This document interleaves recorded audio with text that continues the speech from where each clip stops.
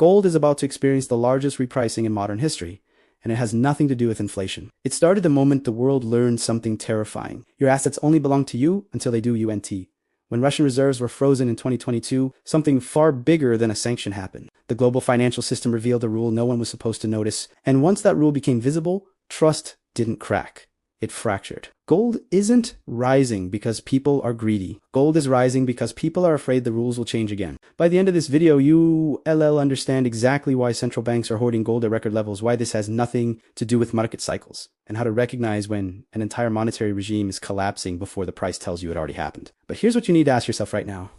When this repricing happens, will it look obvious to you or completely unbelievable? Because which side of that line you're on will determine everything. For decades, gold was boring. And boring meant safe. It sat in vaults. Central banks held it. But they didn't really talk about it. Why would they? The system worked. Dollars were stable. Reserves were respected. Everything was fine. And that's exactly how illusions survive. They work right up until they don't. See, the entire modern financial system is built on a single assumption: neutrality, the idea that money, reserves, and assets exist outside of politics. That if you play by the rules, your wealth is yours. That custodians, banks, brokers, central banks are just neutral intermediaries holding your stuff. But what if that was never true? What if the system was only neutral when it didn't need to weaponize itself? For most of history, gold played a specific role. It was the asset you held when you didn't trust the system. Not because you were paranoid, but because gold didn't require trust. It didn't have counterparty risk. It couldn't be printed. It couldn't be frozen. It just was. But somewhere along the way, that stopped mattering. The dollar became the reserve currency, fiat became convenient, and gold became a relic. Something your grandfather talked about, something conspiracy theorists obsessed over. The world moved on, and then February 2022 happened. Stay with me, because what I'm about to show you isn't just about Russia. It's about the moment the financial system admitted it was never neutral at all. If you want to understand how systems break before the headlines, admit it. Hit subscribe. Let's keep going. The day Russia's reserves were frozen, a line was crossed, quietly, legally, and permanently. Over $300 billion in foreign exchange reserves. Gone, not destroyed. Not lost, just inaccessible. And here's the thing, no one wants to say out loud, it was completely legal. That's what made it terrifying. This wasn't theft, it was policy. Russia invaded Ukraine. The West responded, and part of that response was freezing Russia's reserves. The money they kept in Western banks, in Western currencies, under Western custody. On paper, it made sense. Use financial pressure to isolate a bad actor, cut him off, make aggression expensive. But here's what else happened in that moment. Every country watching, China, India, Saudi Arabia, Brazil, Turkey, learned a new rule. Your reserves are only safe if you stay aligned. Because if the West could freeze Russia's reserves, it could freeze anyone's. And the criteria for bad actor could change. Today, it's invasion. Tomorrow, it's trade policy. Next year, it's political alignment. Suddenly, holding dollars wasn't just about stability. It was about trust. And trust in a system that can rewrite the rules overnight. That's a fragile thing. So what do you do if you're a central bank in Beijing or New Delhi or Riyadh? You start buying gold, not because you think gold is going to moon. Not because you're betting against the dollar in some dramatic collapse scenario, but because gold can't be frozen. This is where it gets uncomfortable. Because what I'm describing isn't a conspiracy theory. It's monetary policy playing out in real time. Gold purchases by central banks hit record levels in 2022, then again in 2023, then again in 2024. China, Russia, India, Turkey, Poland, Singapore, countries that have nothing in common except one thing. They watched what happened to Russia and decided they needed an exit. And here's the part that should terrify you. This isn't about being anti-dollar. It's about being anti-free, because the dollar didn't become less useful. It became less neutral. The moment money becomes a weapon, it stops being money, it becomes a tool. And tools can be turned on anyone. Think about what that means for a second. If you're a country holding billions in dollar reserves, you're not just holding value, you're holding permission. Permission that can be revoked. That's not savings. That's hostage taking with extra steps. And once you see it that way, you can't unsee it. So central banks did what any rational actor would do. They started diversifying quietly, methodically, without making a scene. Because if you announce you're moving away from the dollar, you become a target. But if you just slowly accumulate gold, month after month, year after year, you build up, you build an exit. And that's exactly what's been happening. Not in headlines, not in press conferences, but in vaults, in shipments, in bars crossing borders in the dead of night, gold flowing from west to east, from paper promises to physical metal. This isn't a trade. It's a migration. Now, let me show you something most people miss. In 2022, central banks bought over 1,000 tons of gold. That's the highest level in over 50 years. In 2023, they bought over 1,000 tons again. And in 2024, the pace accelerated even further. This isn't normal behavior. This is structural. And here's what makes it even more revealing. Much of this buying is unreported. Central banks are purchasing gold through channels that don't show up in official statistics. Why? Because they don't want to signal their intentions too loudly. They don't want to spook the markets. They don't want to create a rush for the exits. They want to position themselves quietly, strategically, before anyone else realizes what's happening. That's how you know this is real. When central banks start hiding their gold purchases, they're not hedging. They're preparing. Like if this is reframing how you think about money, it tells me to keep going deeper. Now, here's where most people get confused. They see gold going up and they think it's because of inflation, or because the dollar is collapsing, or because people are panicking. But that's not what's happening. Gold isn't going up. Fiat credibility is going down. There's a difference. When gold rises because of inflation, it's reactive.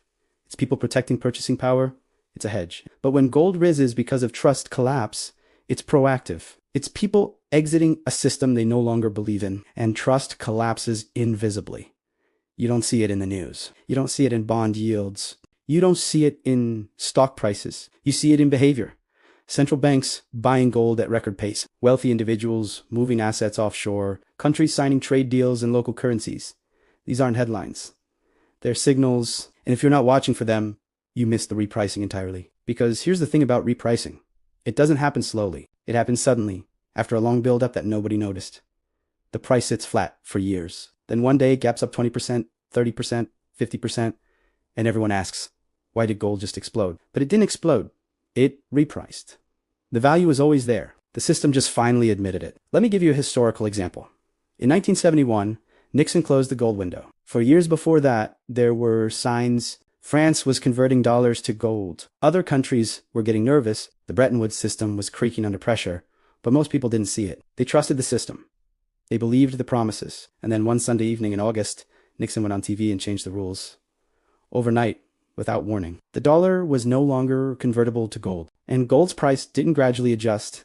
It exploded from $35 an ounce to over $800 by 1980. That wasn't inflation. That was the market realized that the old rule, the old promise, was gone, and it had to price gold according to a new reality. We're living through a similar moment right now. The old rule was that reserves are safe if you follow international law. The new rule is that reserves are safe only if you stay aligned with Western policy. That's a fundamental change, and it requires a fundamental but most people won't see it until it's over. They'll look back in 5 years and say, ooh, that's when it happened. That's when gold but you're seeing it now in real time, before the price tells the full story. So what does this mean practically? It means we're moving from a world where gold was a barbarous relic, as Keynes called it, to a world where gold is a sovereignty tool. Countries aren't buying gold to make money. They're buying gold to preserve autonomy. Think about Saudi Arabia. For decades, they were locked into the petrodollar system.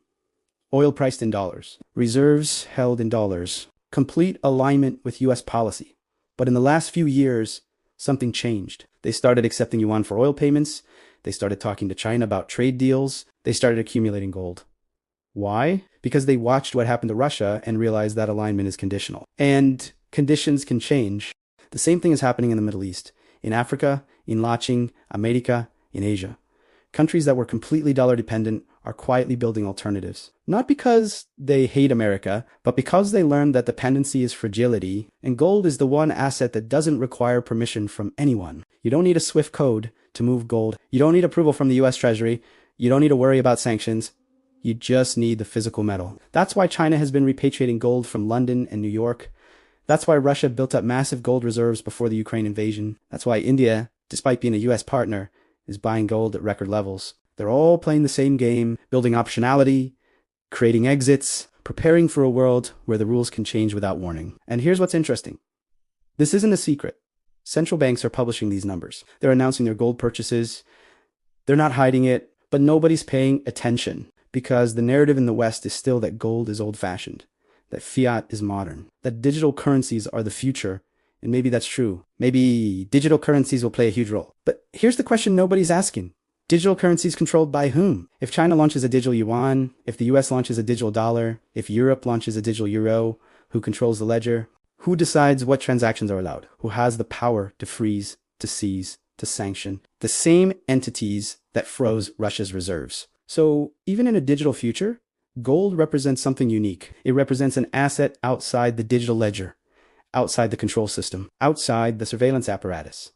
It represents analog sovereignty in a digital world. And that's why it's being repriced. Because the world just realized that in a system where everything can be tracked, monitored, and frozen, the asset you can hold in your hand has a premium. That premium is called trust, or more accurately, the absence of counterparty risk. Now, I want you to think about something. When you hold money in a bank, who owns it? Legally, the bank owns it. You're an unsecured creditor. If the bank fails, you get in line with everyone else. When you hold stocks, who controls them? Your broker, they hold the shares in street name. You have a beneficial interest, but they control the actual asset. When you hold bonds, who guarantees them? The issuing government, which can default, inflate, or restructure. Every financial asset you own has a counterparty, someone else who has to make good on a promise, except gold. Gold is the only major asset that has no counterparty risk. When you hold physical gold, you own it completely. No promises, no intermediaries, no terms and conditions. That's why it's called a monetary metal, not because it's used as money, but because it has the properties of money without the political risk. And in a world where political risk just got repriced, that matters. So now you have to ask yourself something uncomfortable. Are you waiting for gold to explain itself in price, or are you watching the behavior that precedes the price? Because most people wait for confirmation. They wait for gold to hit new highs. They wait for mainstream validation. They wait until it feels safe. But by then, the repricing already happened. The people who understand power don't wait for permission. They don't wait for CNBC to tell them it's okay. They watch what central banks do, not what they say. And right now, central banks are saying one thing and doing another. They say the dollar is strong, then they buy gold.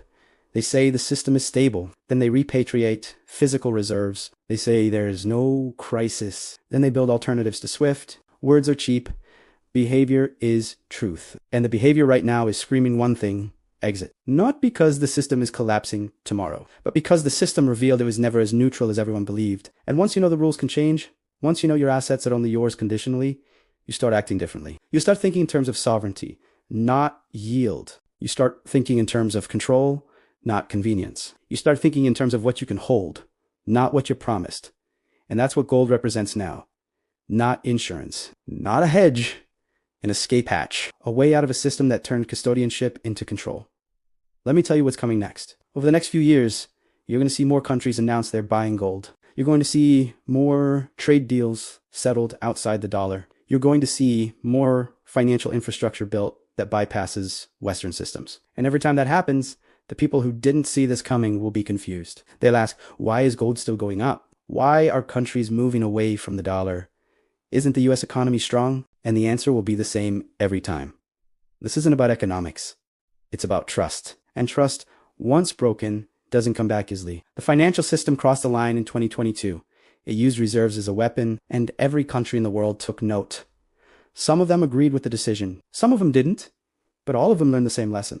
Your assets are only safe if you stay aligned. And that lesson changed everything, because now every central bank, every sovereign wealth fund, every treasury department in the world is asking the same question. What happens if we're next? What happens if our policy diverges from Western interests? What happens if there's a dispute? What happens if the rules change again? And the answer they're arriving at is we need on exit. We need assets that can't be frozen. We need reserves that don't require permission. We need sovereignty. And gold is the only asset that delivers that. So let me ask you directly. Do you see it now? Do you see why gold isn't just another asset? Do you see why this repricing has nothing to do with inflation? Do you see why the Russia sanctions changed everything? Most people won't. They'll keep watching the price, waiting for it to make sense, waiting for someone to tell them it's okay to buy. But the people who understand this, the people who see regime change before price explains it, they're already positioned. Not because they're smarter, but because they're watching what matters. They're watching trust, and trust is breaking